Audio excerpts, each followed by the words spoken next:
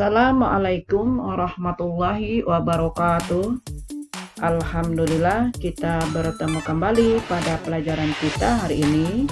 Dan tak lupa, marilah kita senantiasa bersyukur kepada Allah Subhanahu wa Ta'ala, karena sampai dengan hari ini kita diberikan kesehatan dan tidak kurang suatu apapun. Nah, anak-anak, kita akan melanjutkan pelajaran kita, yaitu bahasa Indonesia kelas 9 untuk SMP dan MTS. Materi kita pada hari ini adalah unsur-unsur pembangun teks cerita pendek. Nah, anak-anak, Ibu ingatkan kembali tentang materi kita sebelumnya.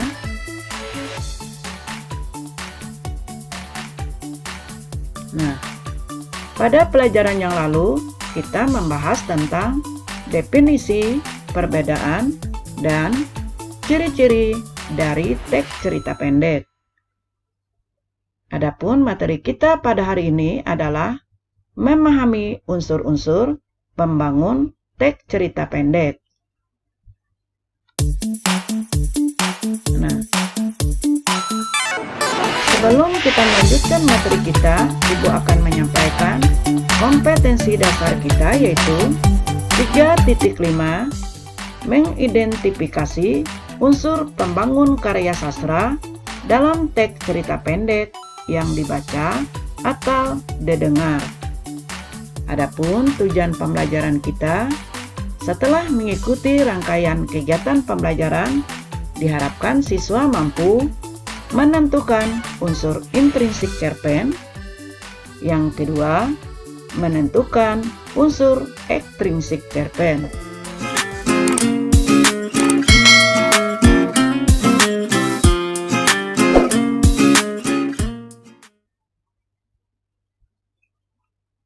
Nah, anak-anak, Ibu ingatkan kembali apa yang dimaksud dengan cerpen. Cerpen adalah karya sastra yang berbentuk fiksi. Sesuai namanya, cerpen kependekan dari cerita pendek, atau bisa juga dikatakan bahwa cerpen adalah sebuah cerita yang selesai dibaca sekali duduk, yaitu kira-kira berkisar antara 1,5 sampai 2 jam. Kemudian, pengertian cerpen menurut H.B. Yasin, cerpen adalah sebuah cerita singkat yang harus memiliki bagian terpenting, yaitu perkenalan, pertikaian, dan penyelesaian. Sementara itu, menurut J.S. Badudu, cerpen adalah cerita yang hanya menjurus serta terfokus pada suatu peristiwa saja. Nah, unsur-unsur cerita pendek.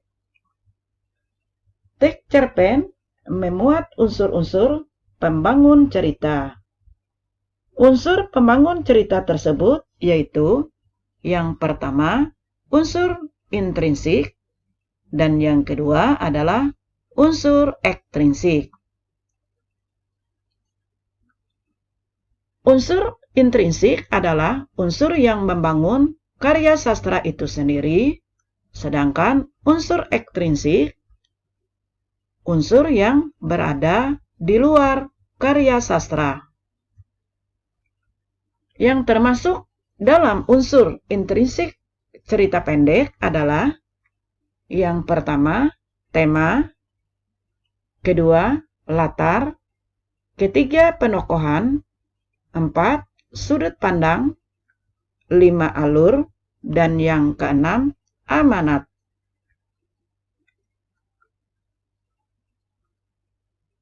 Nah, tema adalah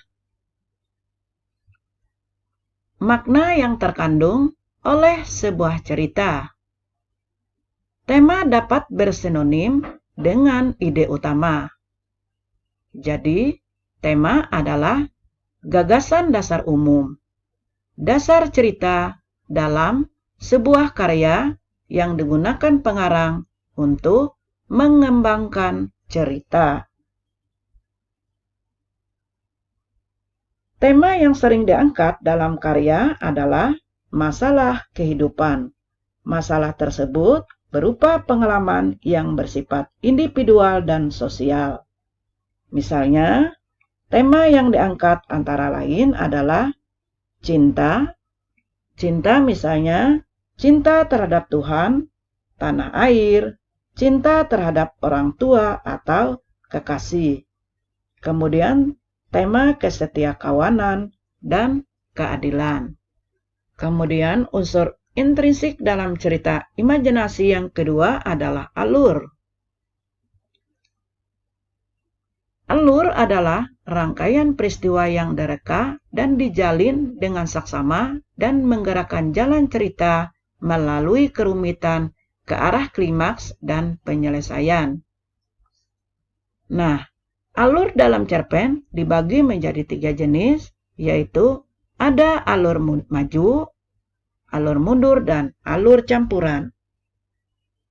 Alur maju ini adalah cerita diawali dengan pengenalan awal yang terdiri atas pengenalan tokoh beserta wataknya, kemudian pengenalan latar tempat, waktu, dan suasana yang hendak dibangun dalam sebuah cerita. Kemudian, unsur intrinsik dalam cerita imajinasi yang ketiga adalah latar.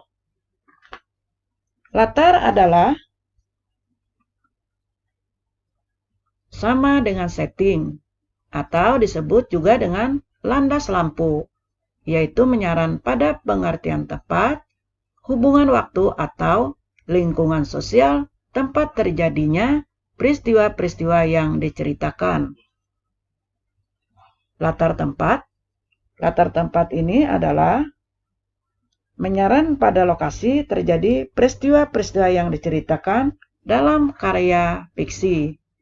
Kemudian, latar waktu ini adalah berhubungan dan masalah kapan terjadinya peristiwa-peristiwa yang diceritakan dalam karya sastra. Kemudian, latar sosial ini menyaran pada unsur-unsur yang berhubungan dan perilaku kehidupan sosial masyarakat di suatu tempat yang diceritakan dalam karya fiksi. Kemudian, unsur intrinsik dalam cerita imajinasi yang keempat adalah penokohan. Penokohan, pelukisan gambaran jelas tentang seseorang dalam sebuah cerita. Pelukisan gambaran tokoh cerita ditafsirkan memiliki kualitas sosial dan kecenderungan tertentu, seperti yang diekspresikan dalam ucapan dan aspek yang dilakukan dalam tindakan. Kemudian, unsur intrinsik dalam cerita imajinasi yang kelima adalah sudut pandang. Nah, sudut pandang merupakan salah satu unsur yang digolongkan dalam sebuah cerita. Sudut pandang adalah cara pandang yang digunakan pengarang sebagai sarana untuk menyajikan tokoh, tindakan, latar, dan berbagai peristiwa yang membentuk cerita. Kemudian, unsur intrinsik yang keenam adalah amanat. Amanat adalah pesan yang disampaikan penulis dalam sebuah cerita. Pesan dalam sebuah cerita mencerminkan pandangan hidup pengarang. Pesan yang ingin disampaikan pengarang disebut pesan moral. Pesan moral tersebut dapat berupa penerapan sikap dan tingkah laku para tokoh yang terdapat pada sebuah cerita. Kemudian, unsur-unsur ekstrinsik cerita pendek, yang termasuk unsur-unsur ekstrinsik dalam cerita pendek adalah yang pertama, bahasa, kedua, latar belakang pengarang, dan yang ketiga, nilai-nilai yang terkandung dalam karya sastra. Bahasa adalah sarana yang digunakan dalam karya sastra. Bahasa yang digunakan dalam sebuah karya sastra dipengaruhi oleh bahasa pengarang. Unsur bahasa daerah dimungkinkan masuk ke karya sastra tersebut. Bahasa pengarang berkaitan erat dengan unsur ekstrinsik. Kemudian, yang kedua adalah latar belakang pengarang. Latar belakang pengarang adalah sejarah kehidupan pengarang. Latar belakang pengarang membentuk ide cerita dan tema yang dihasilkan. Kemudian, nilai-nilai yang terkandung dalam cerita imajinasi. Yang pertama adalah nilai moral, nilai religius, nilai budaya, nilai kepahlawanan, dan nilai sosial, serta nilai politik. Nah, nilai moral adalah dalam Kamus Bahasa Indonesia, moral merupakan ajaran baik buruk yang diterima umum mengenai perbuatan, sikap, kewajiban, dan sebagainya. Contoh dari nilai moral adalah berbakti kepada orang tua, jujur, sabar, dan ikhlas. Kemudian, nilai religius. Nilai religius adalah nilai yang berkaitan dengan hubungan manusia dengan Tuhan. Contohnya adalah cara beribadah kepada Tuhan dan sistem kepercayaan. Kemudian, nilai budaya. Nah, nilai budaya adalah nilai yang berkaitan dengan kebiasaan atau tradisi yang berlaku dalam masyarakat. Contoh dari nilai budaya adalah nilai budaya yaitu adat istiadat perkawinan atau kematian, adat cara berpakaian, budaya kesenian, dan upacara adat. Kemudian, nilai sosial. Nah, nilai sosial adalah nilai-nilai yang berkaitan dengan tata pergaulan individu di dalam masyarakat. Nilai sosial berhubungan dengan orang lain, contohnya adalah saling memberi, tenggang rasa, saling menghormati pendapat orang lain. Kemudian, nilai politik.